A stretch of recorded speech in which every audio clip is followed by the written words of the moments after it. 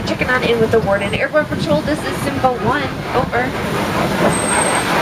Seems like Airborne Patrol is still a little out of radio range for us, but not a problem. This is 800 square mile reserve entry, so we'll give them a call in a little bit, or they can find us out here too. We're in the Aturi Forest now, though. Usually a pretty good place to start looking for animals, but every now and then it is really difficult to find them. Out here, all the coverage, the bamboo, trees, and bushes all over. Well, provides natural camouflage for them. A lot of the animals can blend in pretty well. Actually, a lot of them do tend to be a little bit shyer. Also, a lot of nocturnal ones that live in the forest. Sometimes it's difficult to find them. Pretty cool birds out here. That big black and white one, if you see it over on the right, that's a saddle-billed stork. These three right over here on my side, these are called yellow-billed storks. Both stork species are actually carnivorous. They're going to eat a lot of meat. They go after fish, frogs, snakes, lizards, even other small birds too. Ooh, but check it out. We are going to get a really good view of a couple of black rhinos right here at the watering hole. See, black rhinos, unfortunately, are an extremely rare sight. Not because they're shy like a lot of the animals in the forest, but it's because of poaching. If you guys don't know about poachers, they're illegal hunters. They hunt animals that they're not allowed to go after, like, for instance, the black rhinos right here. That's because they want to profit off of them. So they're going to hunt them for those horns that they have. And because of poaching, there's only about 4,200 black rhinos left in all of Africa. So they are a very rare sight. Really need to get to find them out here. Now that one that's running around up here on the hill to the right, kind of tan in color, looks almost like a deer. A lot of people mistake it for it. Just hit on us a little. You can still see it. It's called the greater kudu. They're the second largest antelope species in Africa, but check this out. These are another very rare sight. These are called bongos. One of my favorites, since they're redheads like me, of course. Gorgeous animals, but very, very shy and reclusive. They're actually given the nickname the ghost of the forest because they are hardly ever seen out here. So trust me, that is a really good view of the bongos out here, that's for sure. But like I was saying, we do have about 800 square miles to try and cover in only 2 short weeks. So we do gotta keep moving. Up next, we're gonna dive right on into the Safi River. This time, we're looking for some Nile hippos. Hopefully we'll get to find them. But you're probably going to want to keep those eyes glued to the water. That's where we'll most likely end up seeing hippos if they're out here. Hippos have huge, huge bodies. Ooh, there's one. You guys see that big brown blob? It's really hard to see that one. We're going to check out the other side of the river, see if we can get some better views of more hippos over there. Those huge bodies, though, they do overheat very easily out here, even when it's much, much cooler on days like this. So they will spend most of the day right in the water, helping them stay a little bit cooler.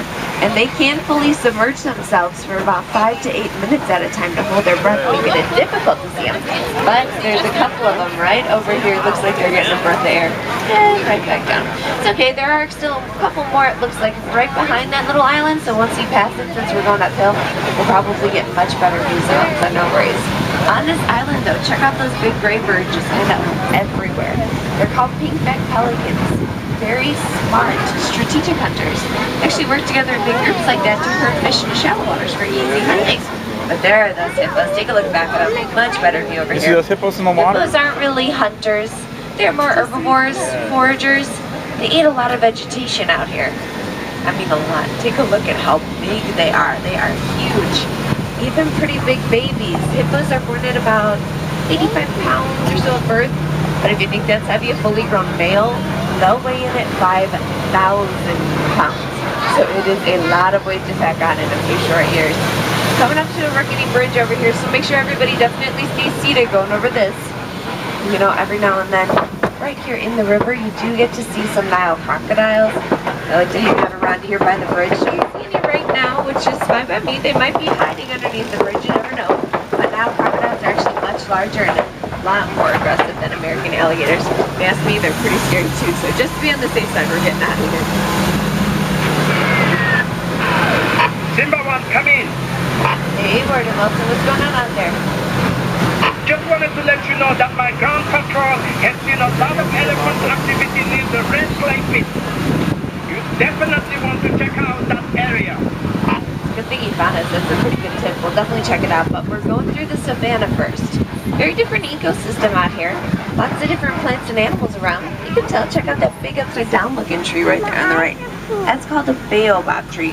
Baobab trees will be leafless like that one is for most of the year, about 9 months or so. Just helps them store all that extra water in their trunk so that they can survive any long periods of time if they do have them. But here we go. Take a look at this view. This is gorgeous. Love being out here in the savannah. It's kind of like a super highway for millions of migrating animals each and every year. Now it is also home to some of the more famous. Maybe we'll get to see them: elephants, lions, even giraffes. But out here, this is definitely the wild Africa we're working very hard to conserve and protect. I see those ones, those huge horns right here in the tall grasses. They're called Ankole cattle. Those horns actually can grow to be about 5 or even 6 feet in length. Maybe 20 inches or so in circumference at the base too. Very big, very wide, but not too heavy for them. Those horns are basically hollow or kind of honeycombed in structure inside, so not too heavy at all. Might also know them as Watusi cattle, because they were domesticated by the Watusi tribe out here. Or even cattle of kings, actually. They're also given that nickname. It's because they represent wealth, so the more that a king had of those Ankole cattle, just showed the wealthier he was. But make sure you guys are going to be scanning everywhere for me. A lot of coverage out here too, just like back in the forest with the tall grasslands, trees, bushes just everywhere. So lots and lots of hiding spots. Some of them might be being a little shy, hiding on us.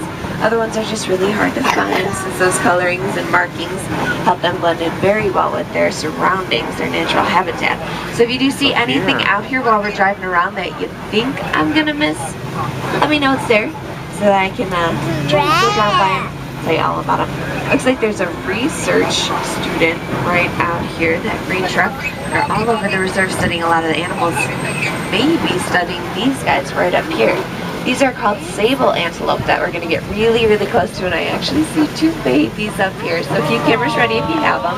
Sable antelope are the official emblem of the Harambe Wildlife Reserve. So a little special place for them in my heart. Oh, looks like those babies are getting scared away. Those 2 little babies, you can tell, are very light in color compared to all the other ones around here. That's actually going to be because they darken with age. So you can see the babies are born really, really light. Then they'll grow up, get more of a reddish brown color to their coat. And sometimes that's how you can even pick out the dominant male, because he's going to be one of the oldest ones, so he can get really dark, almost black even. But I'll stop worrying about these guys since those little babies are very, very cute. Take a look at those 2. All the other ones just moving them along. Looks like they're migrating out here. Pretty long horns on them too. They're very impressive. Their horns grow to be about 50 to 60 inches in length, so not too shabby. If you see that little one all the way up there on top of the hill, that's called the Thompson's gazelle. It's kind of hiding on us right now. Not the best view of that. Maybe we'll find some more Tommies out here. But look at the white-bearded wildebeest up here on this horn. What's up Yeah, here? those guys have one of the largest migrations on Earth. About 1.5 million of them across the savannah each and every year at one time all together. So if there's something out there that would spook them, What's that right there? they stampede, it gets really loud, pretty dangerous too. I see that giraffe coming our way. There's the Actually, looks like giraffe. there's quite a few giraffes coming around right over that way. So hopefully once we scooch on up, we're going to get really, really close to those ones. Oh, but here are a lot more little Thompson's gazelles. Oh, there's a baby giraffe out there. Hopefully we're going to get a really, very cute. Take a look at these ones though, these little Thompson's gazelles. You can call them Tommies for short too. It's a little nickname for them.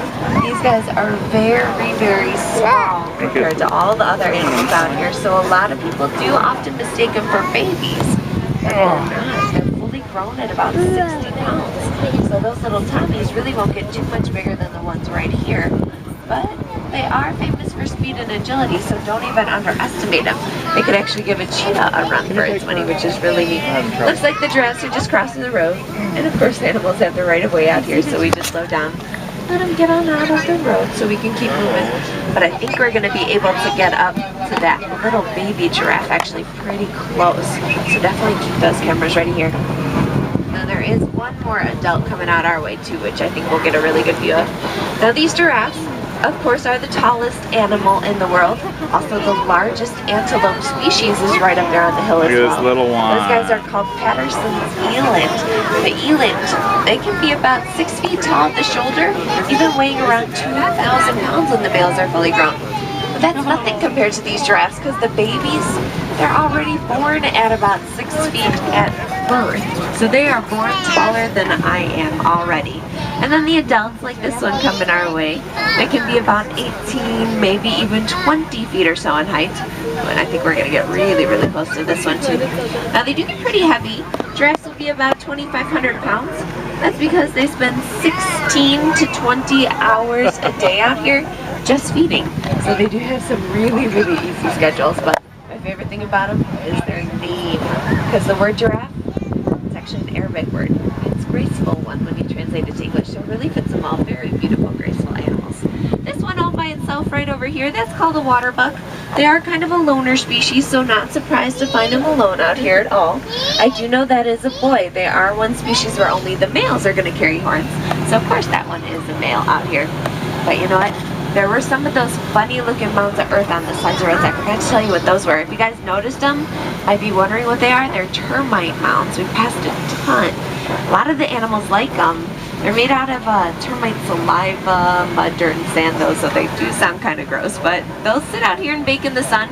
Get pretty hard enough for little animals like the antelopes and gazelles to hop on them. Use them like a platform to get a little extra height, searching the grasslands looking for predators hiding. But elephants use them as well. They use them kind of like a scratching post. We're getting close to elephant country. Maybe we'll get to find some around out here. Simbaman, this is Wilson. What is your location? Over. I think we're coming up to Monkey Point. Keep your eyes open for me. We picked up a baby elephant that was wandering off on its own. We can't find the mother. I'm afraid torches may be in the reserve. Not good news. I will definitely keep my eyes open for you, Wilson. We'll let you know if we see anything suspicious out here at all. But hopefully we're in the clear for now. Ooh, it definitely looks like we are. This is not the mother elephant that we're looking for that's missing, but that is a big male right over there on the right. Male elephants are huge. They can be about twice the size of females. Also tend to be loners, so once they reach maturity, they'll leave the family herds, be by themselves. We're also at Monkey Point here on my side. Gets to see for a group of mandrills that gather there. Very colorful monkeys, but they're being shy, hiding on us now. So let's make our way to the red clay pit, see if we can find more elephants, and hopefully there's something to listen to on the radio on the way over that way.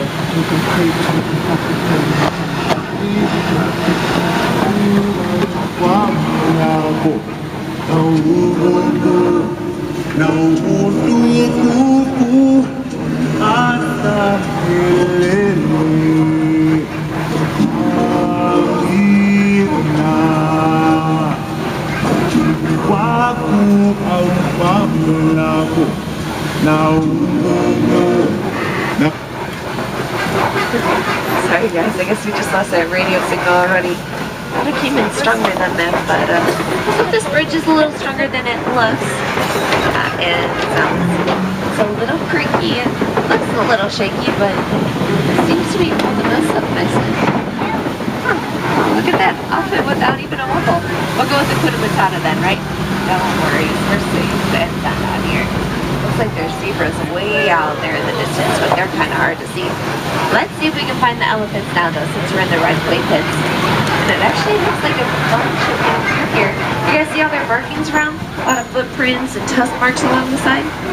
That's because the elephants love coming through the red clay pits. They'll eat the clay. It has a lot of beneficial nutrients in it. It's really, really good for their diet. Kind of even like a vitamin form, I guess you could say. Hopefully they haven't wandered too far from there. These markings did look a little old though, so I'm not sure if we're going to find any more elephants around or not, but we're going to try for sure since they do seem to be one of the favorites out here. Very popular animals, except unfortunately they are also favorites of poachers. Not good. Poachers don't care about the animals at all, like I was telling you. They only want to profit off of them. So they're going to only hunt a lot like the elephants for their white ivory tusks. I already told you about the rhinos that go through them for their horns. Even some animals for their coats like cheetahs and lions. But that's why we're trying very hard to protect all the animals. So not only are the wildlife rangers out here, but there are those research students too. Saw one a little while ago. But you know, there's even a group that's actually specifically dedicated to studying just the elephants' local communication here on the reserve. which is really good because it is helping us learn more about them, of course. But the goal is to hopefully be able to protect them better against the temperatures out there too. But take a peek at the little island coming on up. I think we just found a favorite gathering spot for lots of birds. Tons of greater flamingos there for sure. Like ibis too, but those greater flamingos, take a look at how light they are. They are the lightest shade of pink out of all the flamingo species. Greater flamingos are the largest ones too. Now they're born basically gray at birth, so if you do see any with kind of a grayish tint to their heads or necks, they're younger ones. They'll get that pink color over time coming from what they eat, like shrimp or other crustaceans, even with carotene. That carotene is what gives them that really pretty pink color. Oh, but cross those fingers for me, guys. We're heading on into white rhino territory, and I'm really hoping we get to find them. White rhinos used to be an extremely rare sight, even rarer than black rhinos. Oh, and it is our lucky day. It looks like there's a couple of white rhinos right here, and it even looks like there's a red rhino right baby there. sticking out behind a couple of them, which is a little bit difficult to see the babies, but there's one right in there, kind of behind them all. Maybe from the other side we can get another view of the baby. But these white rhinos are definitely really lucky to find. There really weren't that many left at all out here, but nowadays with anti-poaching laws as well as really good conservation efforts, their population's currently growing. You can tell with that little baby. Now they're even considered to be one of Africa's best success stories, so really good that we found them. A couple ostrich eggs, it looks like, way down there. Also the bontebok all the way out in the distance, which are my personal favorite animals. Bontebok, though, are a very rare sight, hunted almost to extinction in the 19th century. So now they're really only found on reserves. They're basically extinct in the wild. But there's that little baby white rhino. You can kind of catch a glimpse of it over that way. I see you at the junction. I suggest you go west. It will be worth it. Alright, we're gonna head on over west, try and find whatever he's seeing this time. Hopefully it's still around, but I think we're actually going towards Big Cat Country. So definitely keep those eyes open for me. Let me know if you're seeing anything around here. Maybe we'll get to find some lions. Oh, look up there. Look up there. Our way, right over there on the hill to the left. Yeah, it's pretty cool to see it. That is the fastest animal in the world. Cheetahs can run at about 60 to 70 miles an hour, and they are going to use that speed to help them hunt. It is a huge advantage for them. They can catch pretty much any prey out here pretty easily, but they don't even have to really deal with too much competition or worry about it. Big kitty cats hunt during the day. It's kind of odd if you know about big cats, since most of them are actually nocturnal hunters. They're nighttime hunters, which does include lions. And if we're going to find them, it might be right here. This big rock formation is called a Kopi rock. It's actually where lions love to hang out. When I think I see the mane of a big male right up there by that crooked tree, not that easy to see him really well. We're going to try and loop around and get another view of them, maybe a little bit closer. But they love being up there. They like that view. They can see all of their animals around, pick out any possible prey when it does come time to hunt. Oh, like the bontebok, we're getting another view of them right over there on the right, the dark brown antelope. And then it looks like some scimitar horned oryx, the ones that are kind of colored like a toasted marshmallow. There's even a baby over there too. I think I saw another antelope out that way, but I didn't see it too well. Ostrich as well. We're going to get to see them all one more time going around the rocks. Let's see if we can see this lion a little bit better. Now, during the day, it is very difficult to see lions because they spend the majority of the day inactive, about 18 to 20 hours of it actually, just laying there rested, sleeping, really not doing too much other than saving up that energy for when they are hunting or defending their territory, usually late at night for those few short hours of the day when they are active. Looks like both a male and a female right there. You tell the difference. The male's a little bit bigger, also has that big mane, of course. A lot of people tend to favor him, give him the credit for the hunting, but it's actually the female, the lioness, who does the hunting for the pride. The girls are the hunters. The male's more of the guardian. He protects that pride, uses that really loud roar that he has, just to warn any other big male cats to stay away from his territory and not mess with him. But it looks like we are stopped for an animal somewhere right up the road. That's fine by me because we are getting a really good view of those lions. So, not sure exactly what's blocking the trucks, but like you guys know, it already happened. Those giraffes are crossing the road while whatever's up here doesn't want to move. It's probably just camping right out in the middle of the road, which I would have to guess it's possibly an ostrich. Ostriches are known for doing that. I think they do it on purpose. I think they're bitter. But I'd be too, because ostriches, you guys know, they're flightless birds. So even with their wings still